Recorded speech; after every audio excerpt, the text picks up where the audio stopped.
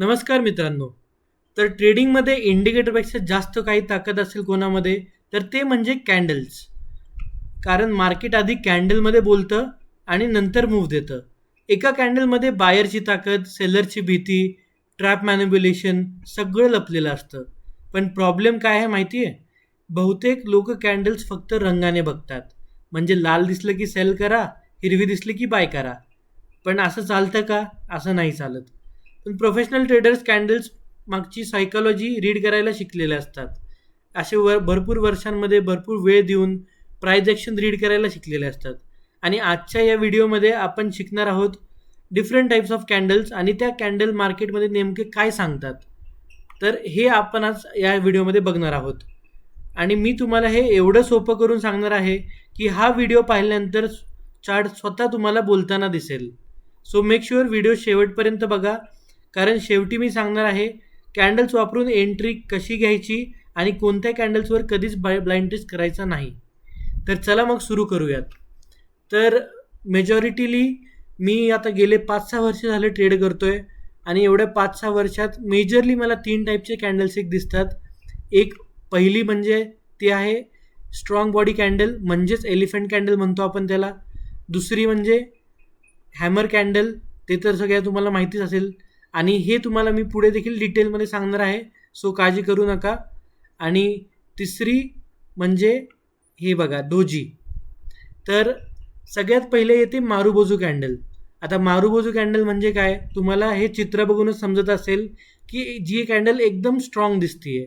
ही हिरवी कॅन्डल तुम्ही बघू शकता, ही ते लाल कॅन्डल तुम्ही बघू शकता की किती स्ट्रॉंग आहे. याला वरती किंवा खाली अजिबात वीक नाही आहे. वीक म्हणजे काय, हे जे तुम्हाला दिसतंय प्राईज, आता फॉर एक्झाम्पल इथे ओपन झाली, सेलर्सनी प्राईजला पूर्णपणे खाली खेचून आणलं आणि त्याच्यानंतरनं परत बायर्सनी डिफेंड केली ही लेवल आणि परत प्राईज इथे क्लोज झाली. म्हणजे ही क्रिएट झाली ही वीक.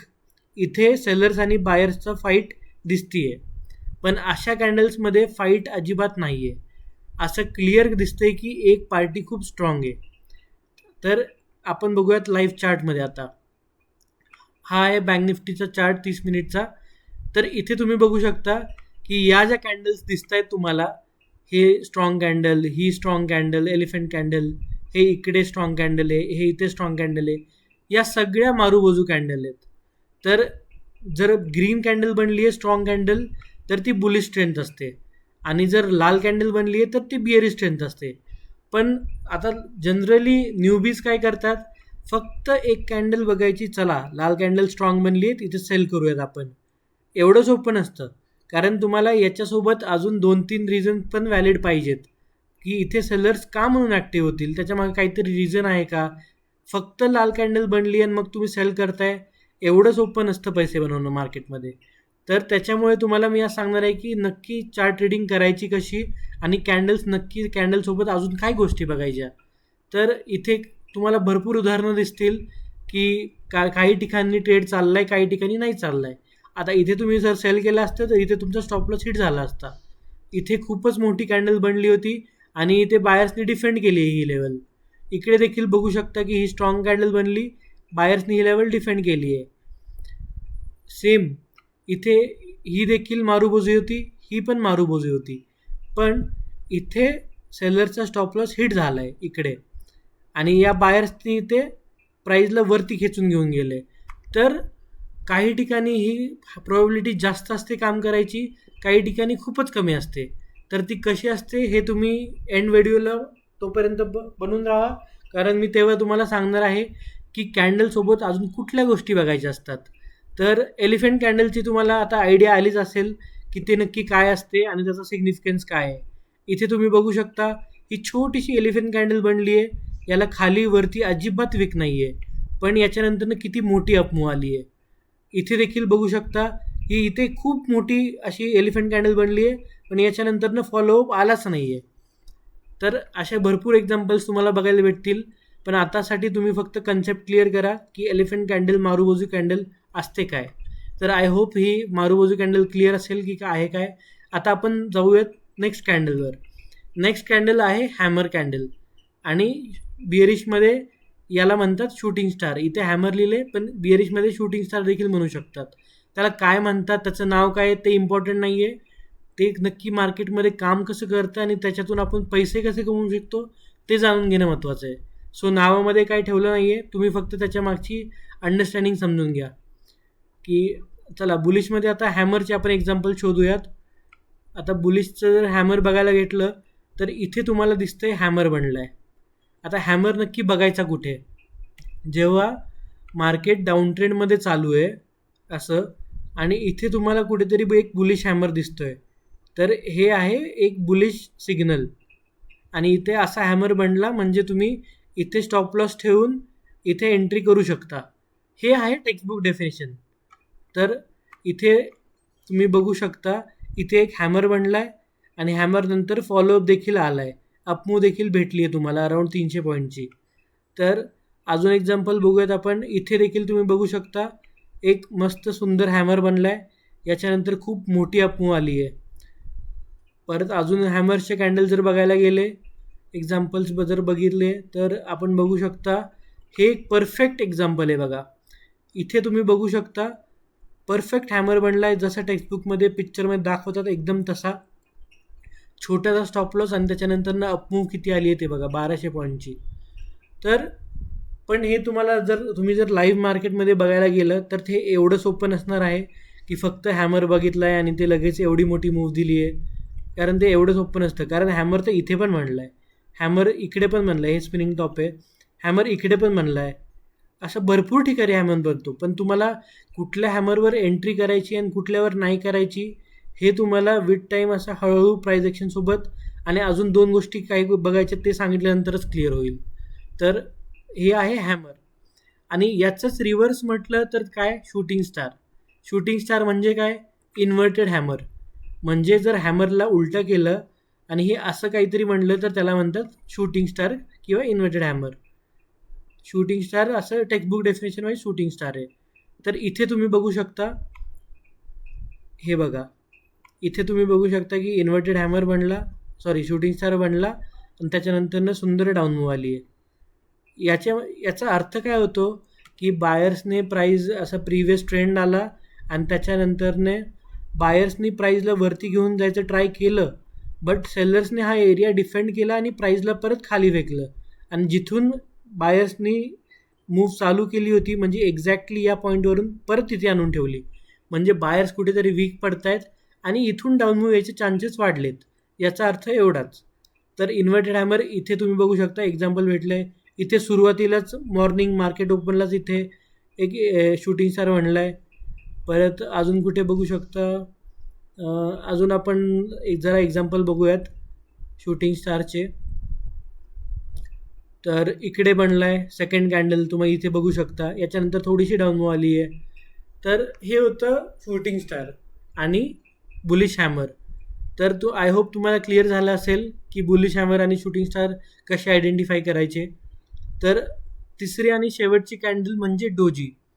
आता ही खूपच कन्फ्युजिंग कॅन्डल आहे, कारण खूप जण कन्फ्यूज होतात आणि ते म्हणतात डोजी बनल्यानंतर नक्की लाँग करायचं का शॉर्ट करायचं. कारण त्यांना नक्की समजत नाही. कारण अशा भरपूर वेळा होतं की 50% चान्स असतं की डोजी बनते आणि ट्रेंड कंटिन्यू होते, डोजी बनते आणि ट्रेंड परत रिव्हर्स होतोय. तर डोजी नक्की आता बघायची कशी? तर टेक्स्टबुक वाईज जर बघायला गेलं तर ते म्हणतात की डोजी म्हणजे फक्त अशी कॅन्डल बनली की बायर्सनी पण ट्राय केलं आहे, सेलर्सनी पण ट्राय केलं आहे आणि अशी क्रॉससारखी कॅन्डल बनली आहे, तर त्याला म्हणतात डोजी. पण आता मी जे 5 वर्षाच्या अनुभवातून शिकलो आहे ते मी तुम्हाला सांगतो आहे की जेव्हा पण डोजी बनते तर त्याच्या मागचीच नक्की सायकोलॉजी काय असते ते समजून घ्या. आता फॉर एक्झाम्पल इथे डोजी बनली आहे, ठीक आहे. परत इकडे अजून कुठे एक्झाम्पल बघायला गेलं तर आपण बघूयात डोजी कुठे बनली आहे. ही इकडे डोजी बनली आहे इथे. तर इथे आता डोजी ट्रेंड कंटिन्यू नाही झाला आहे, पण इथे रिव्हर्स झाला आहे. तर याच्या मागचं कारण काय आहे? डोजी म्हणजे काय, बायर्सनी आणि सेलर्सनी इक्वली ट्राय केलं ह्या लेवलला डिफेंड करायचं. म्हणजे दोन्ही पण पार्टीज इक्वली ताकदवान आहेत इथे. आणि त्याच्यानंतरनं कुठली पार्टी जिंकेल ते तर नेक्स्ट कॅन्डलच सांगेल. पण डोजी बनल्यानंतरनं बायर्स पण ॲक्टिवेट होऊ शकतात आणि सेलर्स पण ॲक्टिवेट होऊ शकतात. हे तुम्ही लक्षात घेऊन घ्या. मग डोजी म्हटलं की असं समजू नका की ट्रेंड लगेच रिव्हर्स होणार किंवा फिक्स असा कंटिन्युअस होणार, पण त्याच्यानंतरची जी फॉलोअप कॅन्डल आहे ती काय सांगते त्याच्या बेसिसवर ट्रेड घ्या. फॉर एक्झाम्पल डोजी बनली आणि हाय ब्रेक केलं आहे तर तुम्ही लॉंग प्लॅन करा. डोजी बनली आणि शॉर्ट खाली लो ब्रेक केला आहे तर तुम्ही शॉर्ट प्लॅन करा. पण डोजी नंतर असा फिक्स ओपिनियन ठेवू नका की ट्रेंड रिव्हर्सच होईल किंवा ट्रेंड कंटिन्युअस होईल. तर नेक्स्ट फॉलोअप कॅन्डल कशी बनते त्याच्यावर डिसाईड करा. तर मला माझ्या अनुभवातून हेच समजलं की डोजीचा अशीच एकदम परफेक्ट जास्त हाय प्रॉबिलिटीचं काम असंच आहे की डोजी बनल्यानंतर आधी नंतर फॉलोअप कॅन्डल ट्रॅक करा नक्की बनते कशी, आणि त्याच्यानंतर डिसाईड करा की ट्रेंड कंटिन्यू होईल का रिव्हर्स होईल. हे म्हणजे डोजी. इथे देखील बघू शकता डोजी बनली आहे आणि ट्रेंड अगेन रिव्हर्स झाला इकडे. आता इथे पण डोजी बनली आहे. आता हे दोन एक्झाम्पल्स एकदम परफेक्ट आहेत बघा. इथे डोजी बनली आहे आणि इथे डोजी बनली आहे, पण इकडे काय झालं आहे ट्रेंड रिव्हर्स झाला आहे, इकडे काय झालं आहे ट्रेंड कंटिन्यू झाला आहे. तर हेच तुम्हाला समजवतोय मी की डोजी बनली आहे याचा अर्थ असा नाही आहे की कंटिन्यू होईल किंवा रिव्हर्स होईल. याचा अर्थ फक्त असा होतो की सेलर्स आणि बायर्स इक्वली स्ट्रॉंग आहेत या लेवलवर, आणि त्याच्यानंतरची कॅन्डल डिसाईड करेल की कुठली पार्टी आता स्ट्रॉंग होईल, आणि ते तुम्ही जज करू शकता हाय ब्रेक होतोय का लो ब्रेक होतोय याच्या बेसिसवर. तर ही होती डोजी. आता आपण मेन 3 टाईपचे कॅन्डल्स बघितलेले आहेत. आता ह्या नक्की वापरायच्या कशा? तर मी तुम्हाला एक एकदम सोपी टेक्निक सांगतो की नक्की वापरायच्या कशा.